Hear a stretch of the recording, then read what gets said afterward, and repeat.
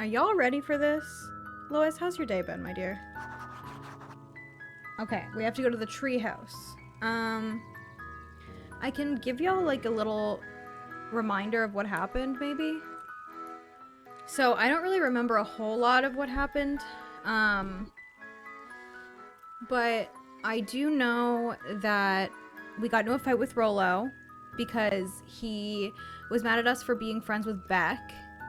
And then he sent us on a big, like, scavenger hunt to find him.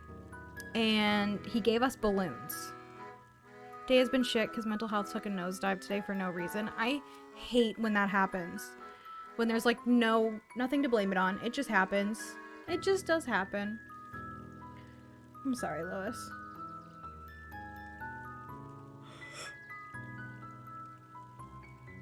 But yeah, that's pretty much all I remember. But more will come as we play. So we have to go to the treehouse. Look at our little balloons. I think we go up this way. I wonder if anyone will talk to us about our balloons. No. Oh, yes. And it is the perennial harvest day, or whatever it's called. I had a good cry and now I'm okay-ish. Sometimes it's necessary, you know? Okay, are we going up? Okay. We did it. Oh, I almost forgot. I ran into your gran this morning. She asked me to give you this. Rolo handed Luka an unopened letter. I'll wait for you inside if you want to read it now. A letter? Luka, some things are going to happen that might be difficult for you to understand. If I am honest, I hardly understand them myself. But whatever happens, I need you to know that I love you. That's so ominous to get from your grandmother. None of this is fair to you. You have already lost so much. We both have. I wish there was a simpler way forward. But if there is, I haven't thought of it. God knows I've tried. Everything I've done, I did for you. Okay, a guilt trip. Thank you, Gran. Thank you so much. I hope someday you can accept that. Love, Gran. I love you too, Gran. Luka folded the paper into his pocket and headed up the ladder. I'll cry.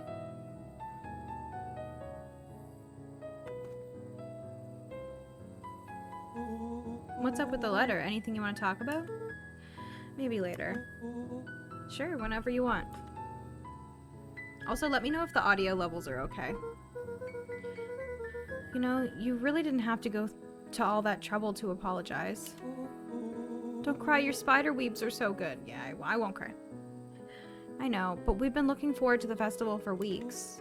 After I ruined everything with my big mouth, this was the best way to make sure you still had a good time without me. Rolo. Luka was at a loss for words, but that was fine. Words aren't always necessary. The festival seemed nice. Was it nice? We can still go. Nah, this is fine. Well, there's always next year. Sadly, this was untrue. A distant rumble shook the treehouse. Oh shit? Huh? What was that? Aw, man, we missed the fireworks. It was not fireworks. It was something the boys couldn't possibly comprehend. That might be an option. Yes.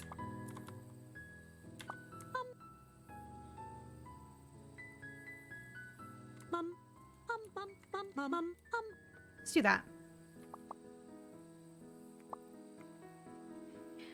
Something as old and cruel as time itself.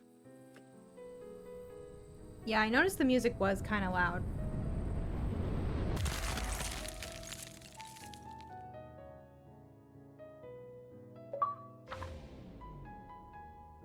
A shockwave Hi, of cold Muse. tore through the room.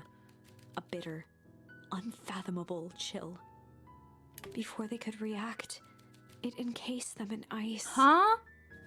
Two boys, reunited by friendship, only to be cruelly I separated can't by host, a so now I gotta malevolence say I'm not a beyond bot. reason. Thank you.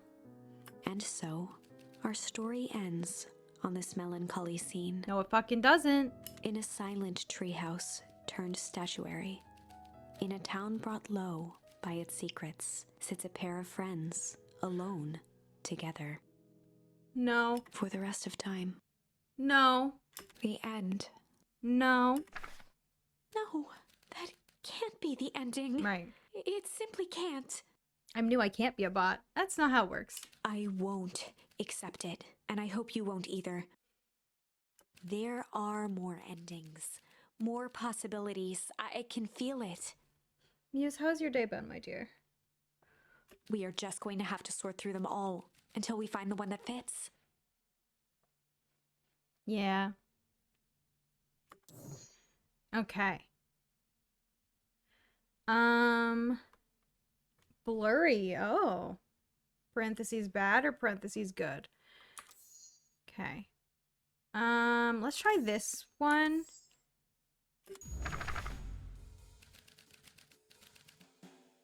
Oh, Jeffrey, yeah. They'd run the classic good cop, hard cop interrogation. All cops are bastards, and that includes hard cops. Okay? They'd run the classic Constant state of good being cop, neutral, but with bad hard cop overtones. Yeah. interrogation. I'm sorry. Rollo brandished a steely gaze. I've got this. Read about it 100 times. Oh, Rollo this swaggered Julian-looking past the chair asshole. which propped up the slumping Hiram Tolliver. Wait, these animal men are too small for porn cop jokes. Never mind. Yes, they're 12 years old. Without even looking at his captive, he began with a long, blustery drawl. Well, well, well, Mr. Tolliver. Mr. Tolliver remained motionless. He's still passed out, bestie. Rollo spun around to face him. He'd clearly expected to rouse Mr. Tolliver with his booming voice. Mr. Tolliver? Beck and Luka gave each other an unsure glance. Conked out. Rollo slammed his fist on the table. I said, Mr. Tolliver. He grabbed the table lamp and beamed it onto the unconscious face. Oh, I thought he meant he threw it. Mr. Tolliver groaned and slowly lifted his head. He recoiled with a muddled, weary squint. What in the The world? chair wobbled as he attempted to straighten up. Who's there? Mr. Tolliver could only make out rough shapes through the glaring light. With a gruff tone, Rollo hoped to both conceal his voice Poor and Julian. intimidate. Yeah, but he's involved. I'll be asking the questions here, punk. Now hold on, let's just calm down. Oh, I am calm. Calm as a carrot in dirt. As for you, looks like you're sweating. The doubtful expression on Beck and can't. Luka's faces transformed into awe. We can do this my way, or... Well, let's just say, I've never needed another way. Rollo, Put me in the hitting dirt. his Me stride, too, bitch, was the now fuck? channeling every detective trope his memory could recall. He slammed the table again.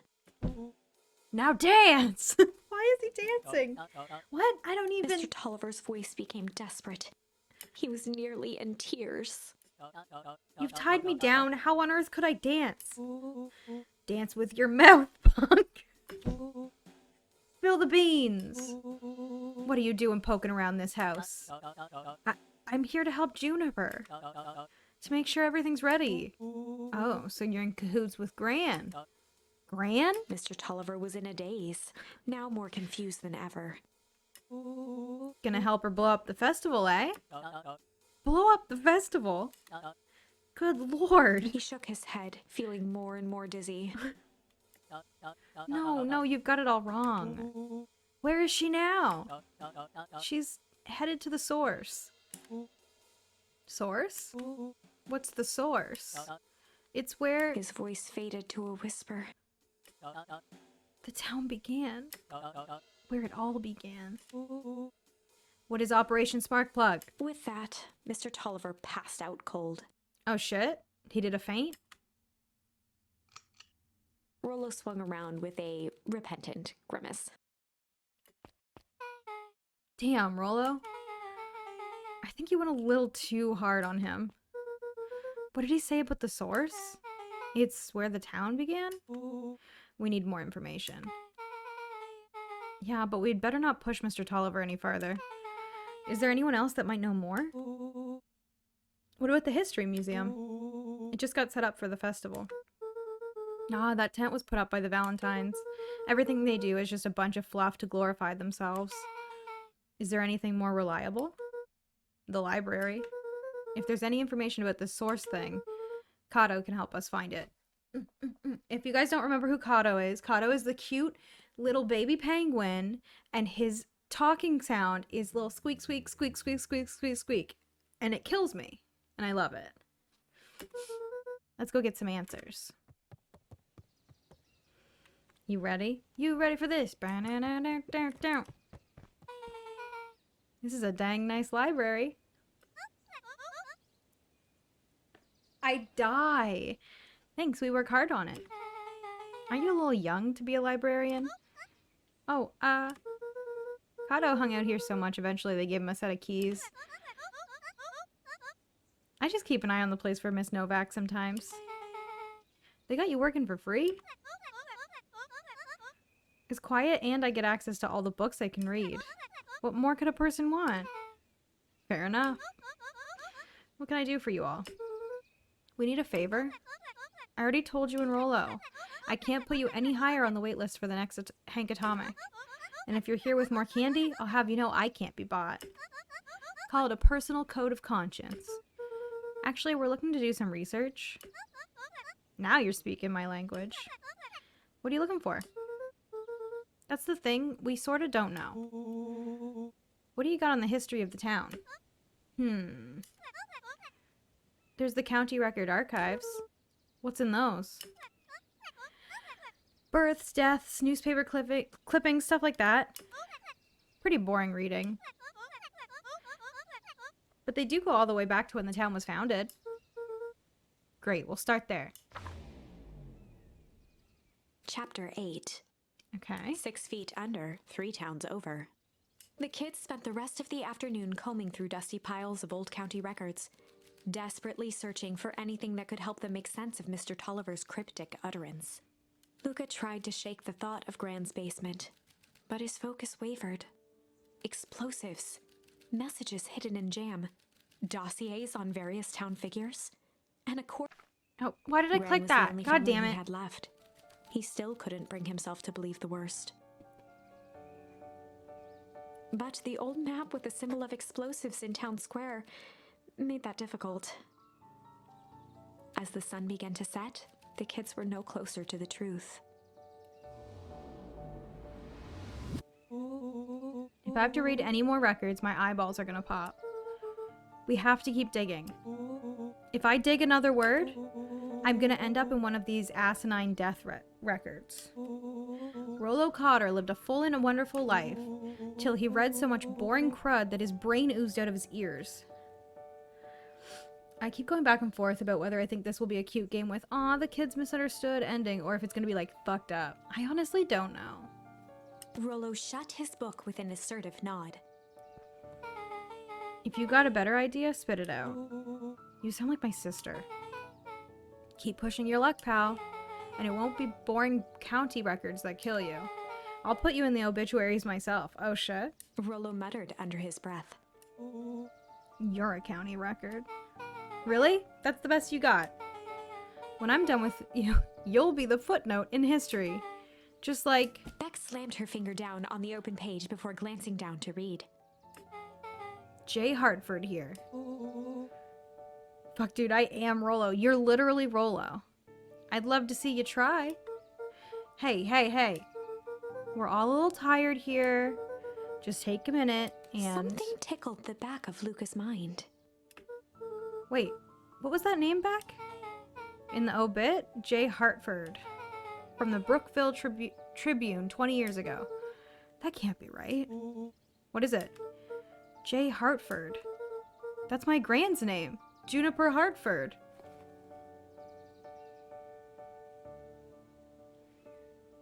So,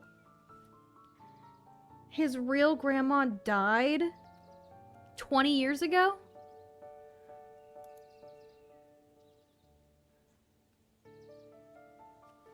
Yo, what? Maybe there were two J. Hartfords. Mrs. Hartford is survived by her young daughter, E. Hartford. My mom's name is Eleanor. Okay, this is getting creepy. If your gran is 6 feet under 3 towns over, then who am I living with? The question hung in the air. Damn, dude. Yeah, his mom's missing. His dad died and his mom is missing.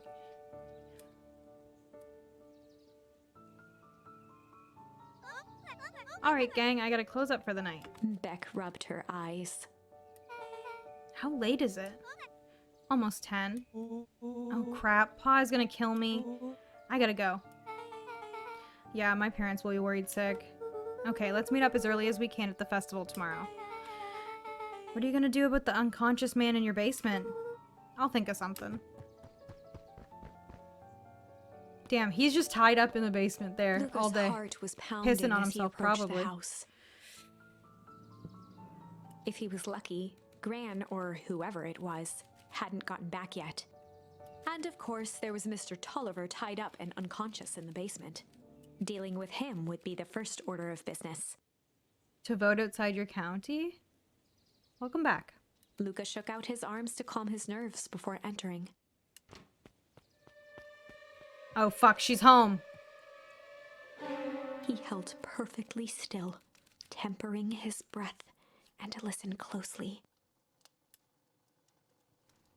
She was asleep.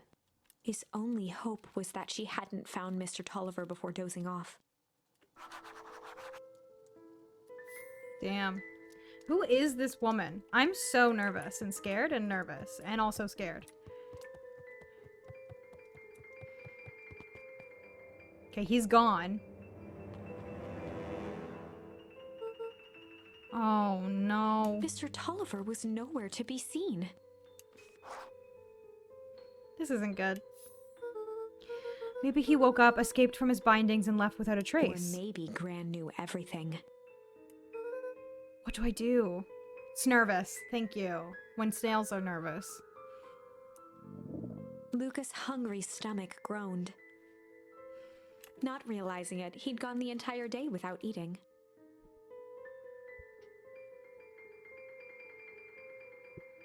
Hold, please. I know this is probably loud. I'm just trying to move my mic.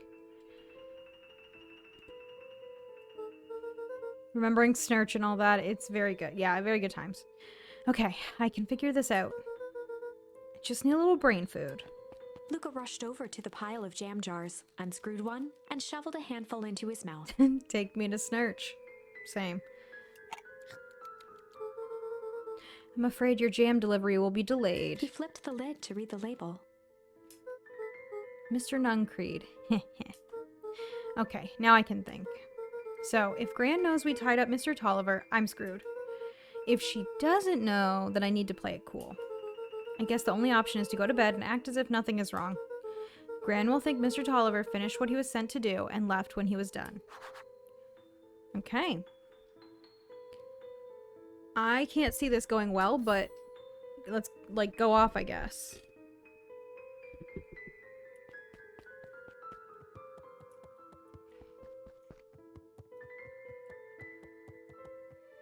Oh no. Gran is honestly terrifying. Gran, okay, stick to the plan. Go to bed and play it cool. We literally share a bedroom with Gran. There's no way this is going to go well. Stair, the emotion of the day dragged heavily on him. With each consecutive step, his legs weakened. His stride began to falter. The jam. He tried to grab for the railing to steady himself.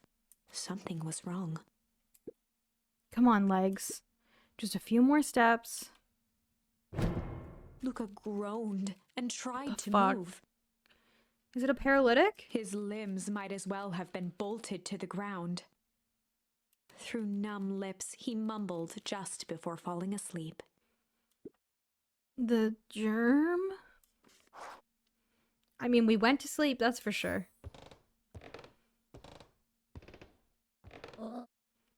Sweet boy. What did you get yourself into?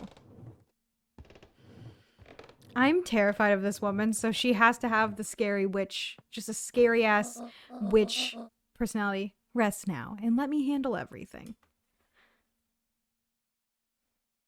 Bestie. Chapter 9. A speech to end all speeches. Luka awoke to find himself face down in bed. He moaned into his pillow.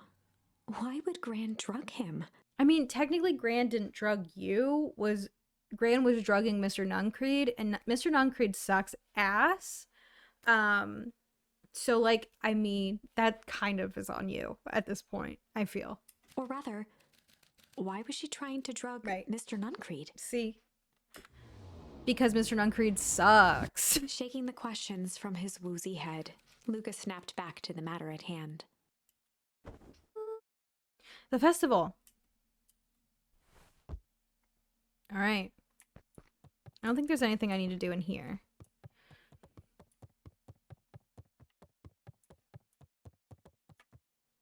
Am I just going? Do I go back in? I don't know. I don't know what I'm doing. Gran's not here, so I guess I'm going to the festival.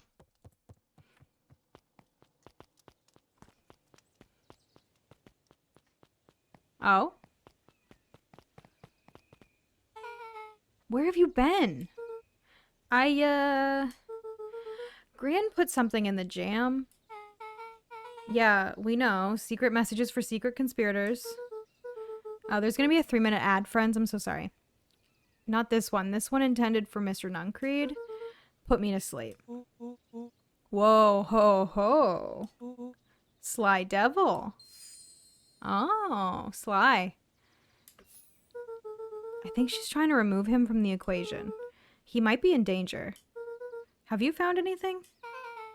We looked around but haven't seen anything odd. Your Gran is nowhere to be found. But Mr. Nuncreed is just loafing around waiting for the speech. What speech? Mayor Gus just got up to the podium. Everyone is gathering at the stage. Let's get moving. I love a speech. Speech, speech, speech. Oh, this sign is going to say something weird. Nervously wiped his brow. Ahem. Is this thing?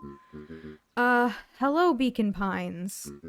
I'm Augustus Valentine, your mayor, and I suppose you already know that. Oh yes, before we get started, I just wanted to take a moment to recognize someone who couldn't be here today. This town wouldn't be where it is today without my father, Sharper Valentine. So I thought we could begin with a round of applause befitting such a great man. The fucking, like, sparse, like... Oh, it's so good. Even that's more than the old codger deserved. Gus cleared his throat and awkwardly loosened his tie. Right, where was I? William Kerr bounded on the stage with the energy of a preacher at a big tent revival. Oh, God. Gus Valentine, everyone. He gave Gus a hearty slap on the back and motioned him off the stage. He wasn't done yet. Let's hear it for our mayor. Poor guy. What a great turnout. Aw, heck, I didn't prepare anything. But I suppose I could say a few words. Would be a shame to waste such a beautiful podium. Mr. Kerr pulled a thick stack of note cards out from his vest. I didn't prepare anything. Community, conviction, commitment. These are things we celebrate at Perennial Harvest. For us, these are the pillars of the bridge to a better tomorrow. But I think it's time to add a new pillar. Change. Change is a powerful thing. It's inexorable, unavoidable, and undeniable. And I am daggum thankful for it. Change is the reason we're all together today. It's hard for me to believe that it was only 4 years ago when fate brought me here. A simple business trip which brought me to a small town which would change my life forever. Mr. Kerr took a moment to survey the crowd.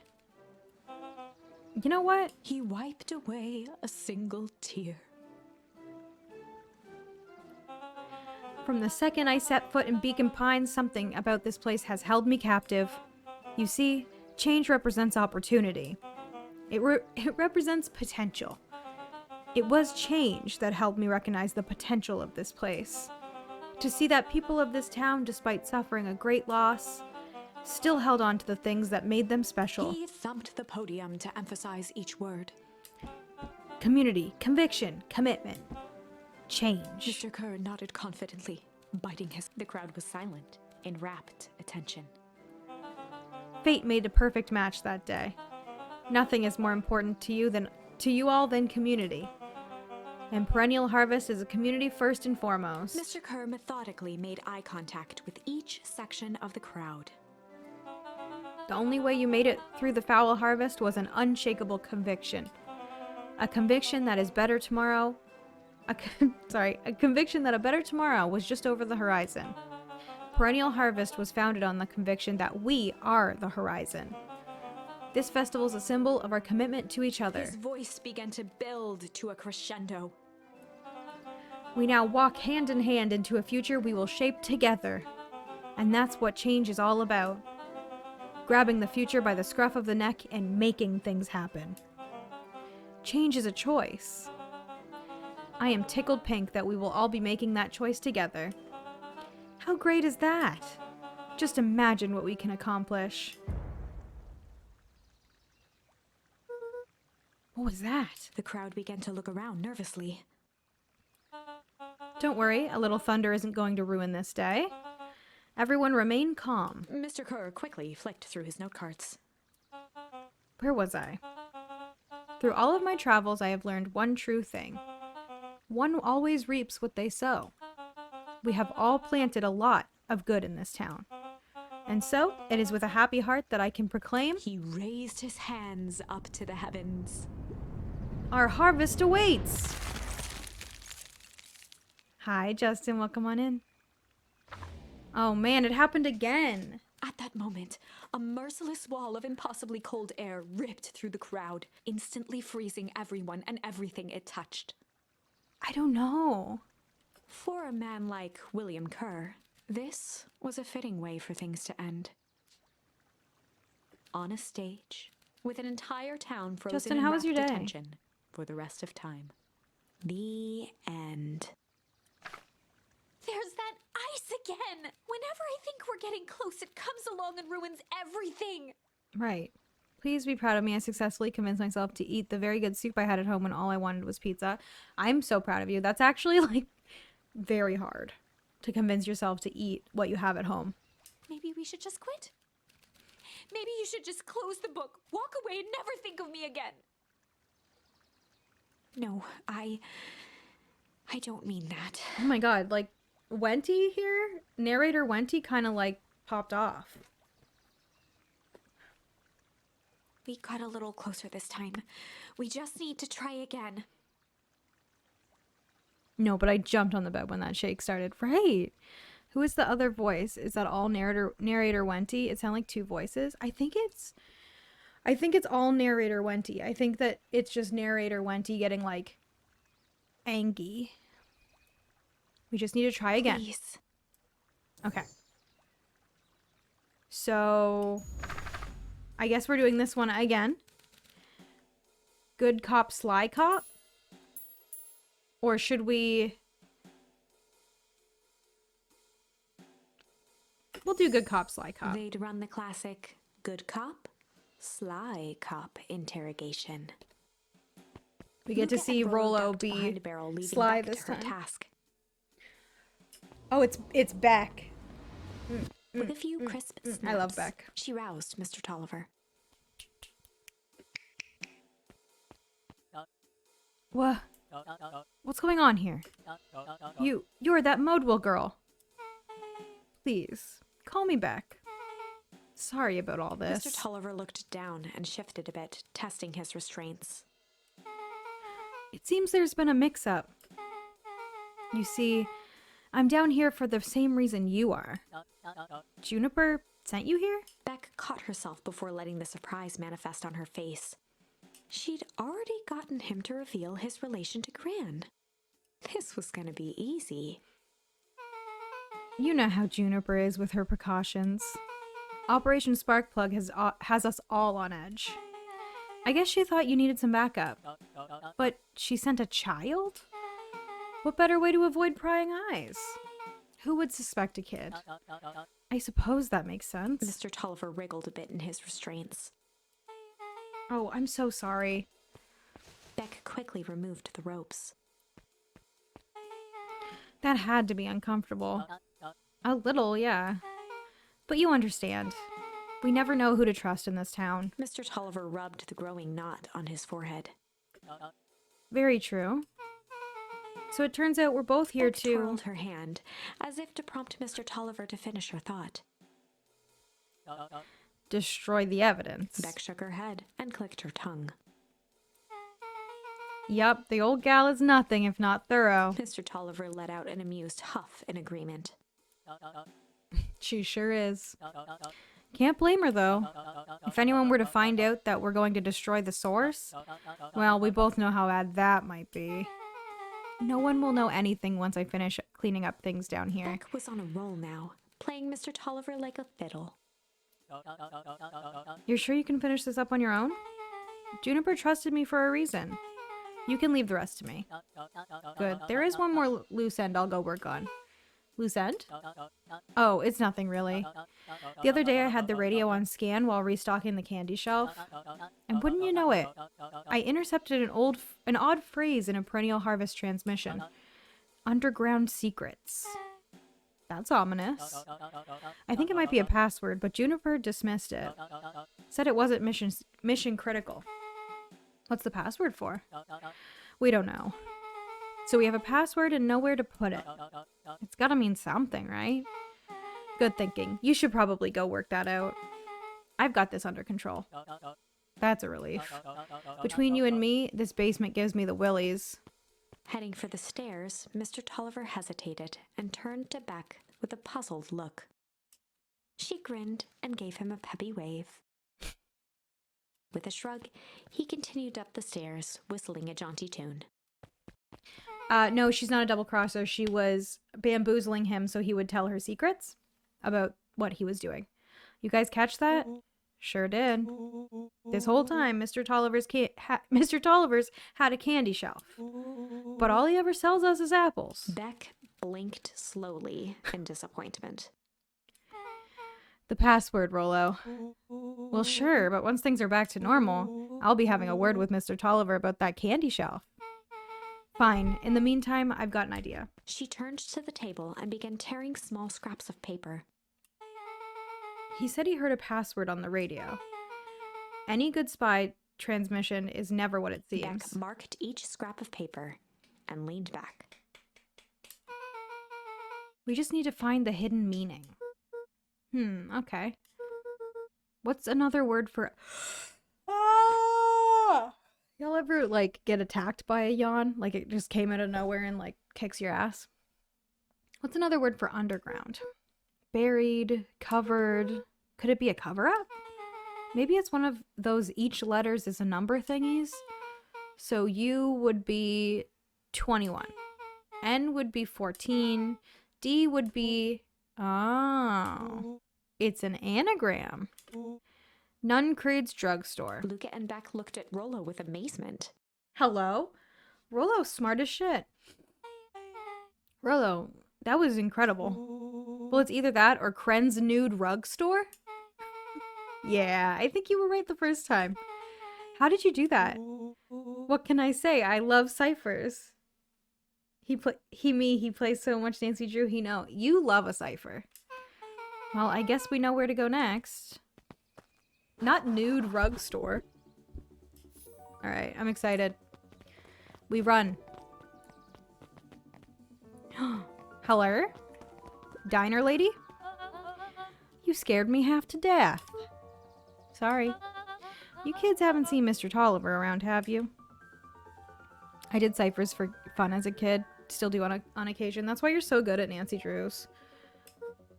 Nope. He's got me waiting around like the last slice of pie. I swear that man would be late to his own funeral.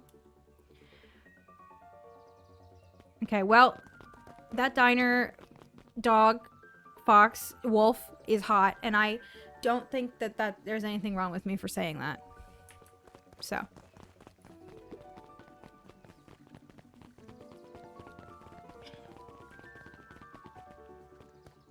Well, am I wrong? You're late, Augustus. Sorry, sister. Was caught up with work. Work? You? I had a few more details to lock down for the festival. Oh, what do you have to report? What is this insipid town festival really about? How come y'all harass me about it and Jess is allowed? Well, you can wanna fuck a wolf and not be a furry. Yeah. It's just how it works. I think Gus looked around nervously. Mr. Kerr really does just want to do something good for the town. He's actually a pretty nice guy. You should spend some time with him. I didn't pull strings installing you as mayor so that you could make friends. Your job is to help me figure out what Kerr and Perennial Harvest's true intentions are with this town. We have a responsibility. This is our father's town. The way they're two different breeds of dog, like fully, like big time. Hi, Mars. Welcome on in. Was. Excuse me? This was our father's town. They're siblings. He's gone, Eris, and he isn't coming back. Father left us with nothing but problems. Mr. Kerr came here and offered us help. We accepted that help. We didn't agree to them turning Father's warehouse into a toxic dumping ground. That is just a temporary arrangement. The glow can be seen from our damn backyard. They are dumping their nasty little secrets on us. When all of this inevitably goes wrong, who do you think will be blamed? Eris's cry hung in the air. She's not wrong, is the thing. Since I can't host you anymore, can I tell you that you're my favorite streamer live right now, and I'd be hosting you if I could? I love you. Thank you. Yeah, if y'all haven't done it already, go ahead and drop an 07 in chat for hosts. Because they're gone. They're gone forever. Eris's cry hung in the air. We have a new choice to make now, sister. Ooh, an imaginary host point redeem. That might be kind of cute. With like an alert. This town is going to change whether we like it or not. Are we going to choose to be a part of that future? Or be forgotten in the past? It's a shame. Father named you Augustus, but you will always just be a Gus. Good night, Eris. Excuse me, I personally know one Gus who is very responsible and very good at being mayor. So, I'll see you at breakfast tomorrow. He's on the floor licking his own feet. See? It's getting late, children. And what about it? It's none of your fucking business. Oh, not this way. Classic mayor behavior. Right. Thank you. Oh, this tiny ass dog is here. Solomon stood proudly at the entrance to the drugstore, holding a brown bag overflowing with black licorice. The worst candy he could possibly have. Hey, Solomon. We're looking for Mr. Nuncreed. Is he still in there? I'm afraid not. Then where'd you get the candy from? You might say, we have an arrangement. Solomon shoveled a surprising amount of licorice into his mouth. Sometimes it's the small pleasures in life. Though we might not always have a family to rely on, licorice has never let me down. Well, I can't say licorice would be my first choice, but whatever floats your boat. You can tell a lot about a person by their choice of confection. Oh, yeah, I guess. I like sour gobs. I'm certain you do. That's a fucking burn. That's like pretty big of a burn, right? To say to him. I'm certain you do. I've always wondered why Mr. Nuncreed kept licorice in stock. A surprising amount of licorice is a great Twitter name. It really is. You must eat enough of it to make it worthwhile. There are many ways to earn loyalty. For some, it's as easy as cold hard cash. So he just buys licorice. He's buying licorice. He's He's doing a buy on the licorice. Well, he's right. It's locked. There's gotta be more clues. Okay, let's see. Okay. Where am I looking? I don't think there's anything over here. Also, sorry if you guys can hear my keyboard. I had it set so that my mic would, like, not pick it up, and then it did go back to picking it up. Oh, Imchi knows, as always, when I go live. Have you ever seen anyone actually use this thing? I'd personally like to hear more keyboard. Okay, good. Besides Mr. Nuncreed? No. Beck cupped her hands on the glass to peek inside. That is not a normal phone booth. It's got like a blinky keypad. Why would there be a blinky keypad? Kren's new drugstore. I mean, underground secrets. The password. Beck flung open the door and they all squeezed in. Get in there, besties. Oh, they're gonna drop. They're gonna, and then they're gonna drop down. I'm manifesting it right now. Not manifesting because I don't want that to happen to them, but I know it's gonna happen. All right, let's see here. Luka cracked his knuckles and entered the letters into the keypad. Oh my god, my knuckles for once in my entire life won't crack. Hello? I really wanted to crack them for the bit. Underground. Secrets. Sounds like that did something. Great. Now what? I guess there they go. The inside of the phone booth dropped loose from its shell. Without even the space to panic, they closed their eyes, held their breath, and accepted their fate. Suddenly, the chaotic descent slowed to an effortless landing. It was unclear where they ended up, but at least it was solid ground.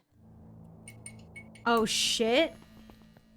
The air was stagnant and smelled New vaguely of location. Chlorine. I knew it. You knew that there was a secret hub full of strange tubes under the phone booth? Of course I did. Didn't I say that? No. I definitely thought it. Luka, do you remember when I said how cool it would be if the transdimensional conduits of Hank Atomic issue 12 were real? Rollo, at one point or another, you've said that about every technology ever discussed in Hank Atomic. That's why I'm such a good predictor. Okay, it's Cody. At the end of the day. This character was based off Cody, and that's that on that. It looks like each of these has something written on them. What's this one? Valentine Fertilizer Warehouse. Isn't that where you almost got snatched? Yeah.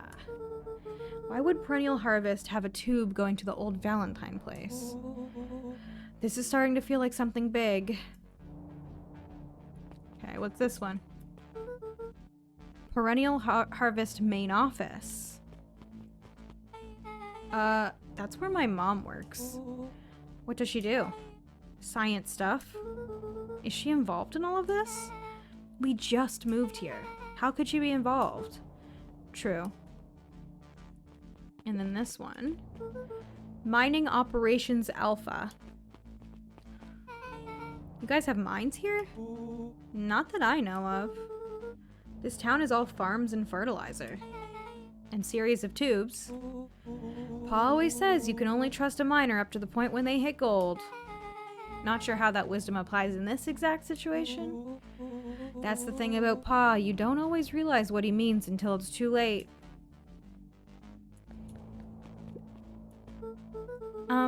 This suit has a broken mask. Just like Grant's. Just like Grant's. So have we found our mystery warehouse creeper? We've at least found their hazmat suit. If it walks like a Nuncreed and talks like a Nuncreed, let's not jump to conclusions. Just saying. What's this? That's a lot of buttons. Stand aside, Earthlings. I've read enough Hank Atomic to know my way around a sci-fi tech. Rollo's hands hovered over the field of blinking buttons. Eeny, meeny, miny. Rolo, what did you do? Nothing. I didn't even mow yet. What was that? Hide. Where? There's nothing but weird tubes down here. Just get back. Oh, fucking Nuncreed. Shit. Shit. Shit. Awesome!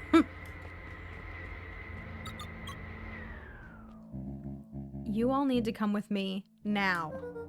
We aren't going anywhere with you. Not until we get some answers. Mr. Underground Secrets. I told them it was an absurd password, but they love anything that makes them feel clever. They who? That's no matter. If I can keep you hidden until after the festival, I might be able to save your skins. We don't care about our skins. Yeah, it's the bunny dog, dude. Hold on now, I like my skin. This all stops now, Nuncreed. Joseph waited for a moment in silence. Joseph. You sound just like him. Who? Walt, our daddy. Sorry. You don't get to talk about my dad. You know, your father and I were friends back before... He gestured toward the strange tubes. Before the tubes. All of this. That's a lie. It's true, I used to bounce you on my knee. What happened? Same thing that always happens. Reality, complications, life. We were a team, Walt and I. An idealistic doctor and a bright-eyed pharmacist. Both hell-bent on helping folks. So you were his sidekick? No.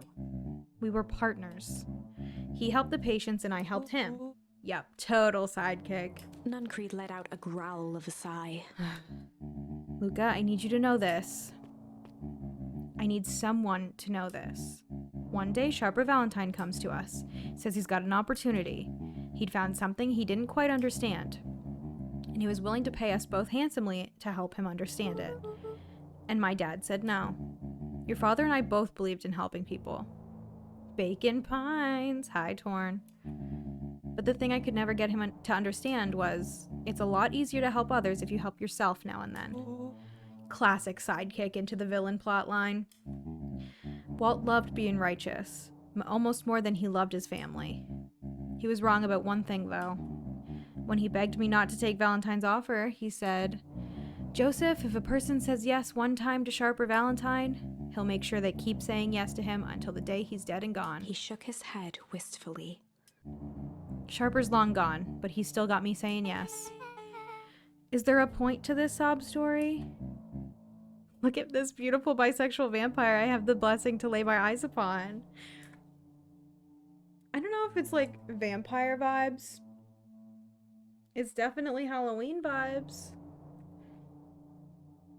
But thank you, thank you. Not really, no. Just an old man trying to delay what needs doing. Nuncreed took a menacing step towards the children. Not a menacing step. I tried to keep you safe. I tried to keep you and Juniper out of this. Why do my yawns do that to me? But you forced my hand. Luka began to laugh. Oh shit, he's laughing? What? You really don't know. My gran isn't out of this.